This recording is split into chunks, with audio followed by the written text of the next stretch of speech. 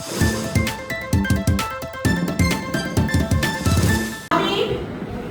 আপনাদের কাছে অনুরোধ করব, গত কয়েকদিন আগে আপনারা জানেন আমার একটা ইউনিয়নে 3 দিন ধরে মারামারি হয়েছে।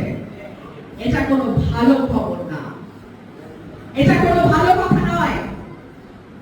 আমি ঢাকায় সংসদ চলছিল, আমি আসতে পারি নাই।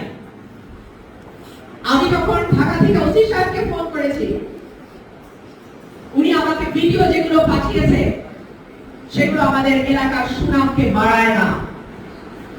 আমি আপনাদের কাছে অনুরোধ করব, আপনার সন্তানকে মাদক থেকে যেমন দূরে রাখবেন, আপনার সন্তান যেন টাকা নিয়ে তুচ্ছ কারণে মারধর করতে না বাইর হয়ে যায়, এইটা দেখার দায়িত্ব কিন্তু আপনাদের পরিবারের। দুই গোষ্ঠীর মারামারি যখন হয়, দুই গ্রামের মারামারি যখন হয়, মনে রাখবেন আপনার সন্তান আহত হয়, আপনার পরিবারের সদস্য মারা যায়, কিন্তু কেউ না কেউ তো লাভবান হয়। আপোষ মীমাংসা সালিশের নামে কারো না কারো ঘরে তো টাকা যায়, যায় না?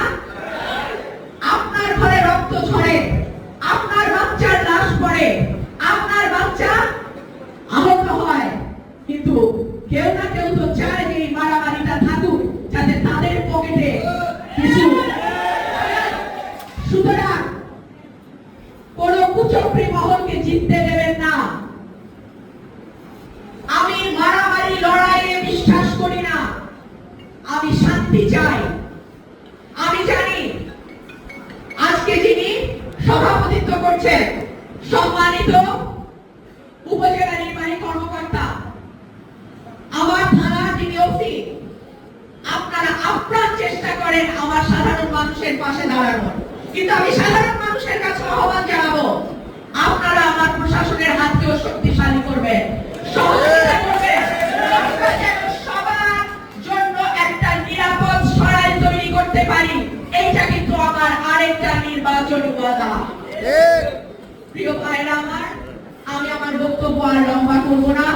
আপনারা কষ্ট করে এসেছেন, আপনাদেরকে অসংখ্য ধন্যবাদ।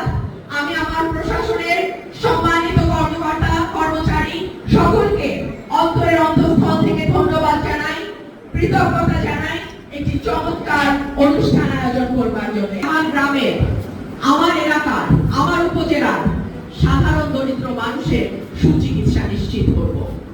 সেই জন্যই আমি ইলেকশনের আগে যেমন বলেছি, এখনো কিন্তু আমি সংসদে খুব শক্তভাবে জোরালো ভাষায় আপনারা দেখেছেন আমি দাবি তুলেছি যে গ্রামের স্কুল, কলেজ, হাসপাতাল আমাদেরকে আধুনিক করতে হবে। আমাদের হাসপাতালগুলোতে ডাক্তার নিশ্চিত করতে হবে, ওষুধ নিশ্চিত করতে হবে, পরীক্ষার যন্ত্রপাতি নিশ্চিত করতে হবে, এবং সেই লক্ষ্যে আমি আহ্বান করেছি সংসদে যে আপনারা যারা সংসদ সদস্য হবেন, আপনারা নিজের এলাকায় চিকিৎসা নেবেন। আপনাদের দোয়ায় নির্বাচনের 5 মাস আমার এখনো তেমন কোনো বড় সমস্যা হয় নাই, কিন্তু যদি হয় আমি আমার উপজেলায় চিকিৎসা নেব, এবং যদি যথাযথ চিকিৎসা না হয় ডেফিনেটলি এই আওয়াজ আমি আমার উপজেলা থেকেই শুরু করব। আজকে আমাদের যেই নতুন সরকার গঠিত হয়েছে ফেব্রুয়ারিতে, তাদের প্রতিশ্রুতি 25 কোটির মতন গাছ আগামী 5 বছরে আমরা লাগাবো।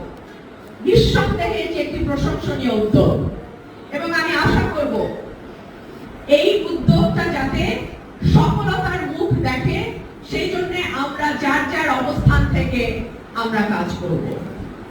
এবং আগে আমরা যখন গ্রামে আসতাম, ছোটবেলা আমরা গ্রাম বলতে বুঝতাম সবুজ, গাছ আর গাছ, নদী, খাল। এখন গ্রাম মানে আরেকটা ছোট শহর হয়ে গেছে, শুধু বিল্ডিং আর বিল্ডিং। বিল্ডিং করতে কোনো অসুবিধা নাই, কিন্তু বিল্ডিং এর চারপাশে যেন গাছ লাগানো হয়, এটা আপনারা সকলেই নিশ্চিত করবেন। আমি আরেকটা বিষয়ে আপনাদের দৃষ্টি আকর্ষণ করতে চাই। আমার ভাই মালিক একটা কথা বলে গেল, মাদকের বিরুদ্ধে আমাদের যার যার জায়গা থেকে আমাদের সংগ্রাম অব্যাহত আছে।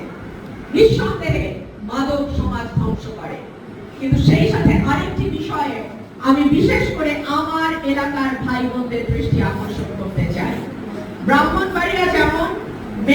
যেমন তিতাসের জন্য বিখ্যাত, ব্রাহ্মণবাড়িয়া যেমন ছানামুখীর জন্য বিখ্যাত, একই সাথে ব্রাহ্মণবাড়িয়া ট্যাটা যুদ্ধের জন্য বিখ্যাত।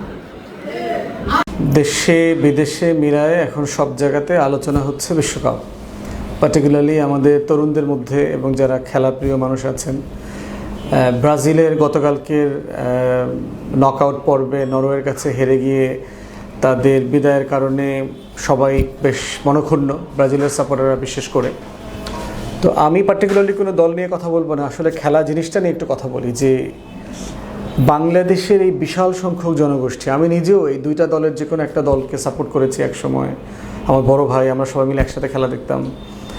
তো কারণটা কি, মানে আপনি যদি, আমি মানে সিরিয়াসলি বিশ্বাস করি, ধরেন বাংলাদেশের র্যান্ডম জনগোষ্ঠীকে যদি আপনি একটা মানচিত্র দেখিয়ে তাকে বলতে বলেন যে আর্জেন্টিনা কোথায়, ব্রাজিলটা কোথায়, তারা মানচিত্রে ওই দেশগুলো খুঁজে বের করতে পারবে না।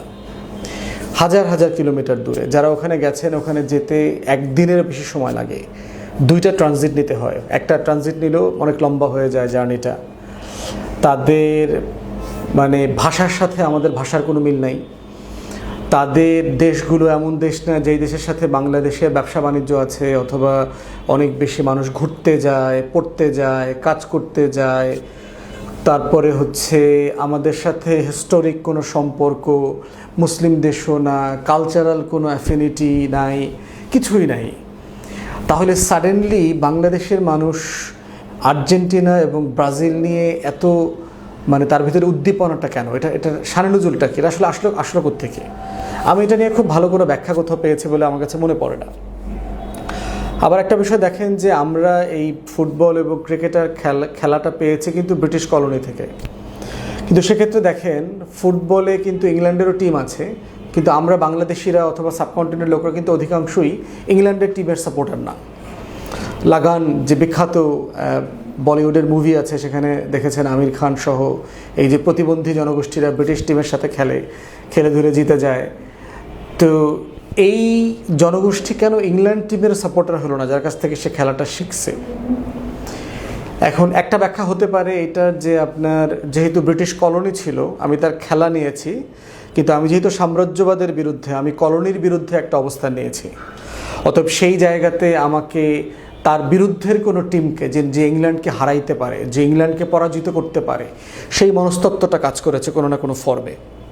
এবং আর্জেন্টিনা, ব্রাজিল অনেকবার, অসংখ্যবার ইংল্যান্ডকে হারিয়েছে, ইংল্যান্ড টিমকে হারিয়েছে, এবং ইউরোপিয়ান যে দেশগুলো আছে সবাইকেই তারা হারিয়েছে। অতএব ফ্রেঞ্চ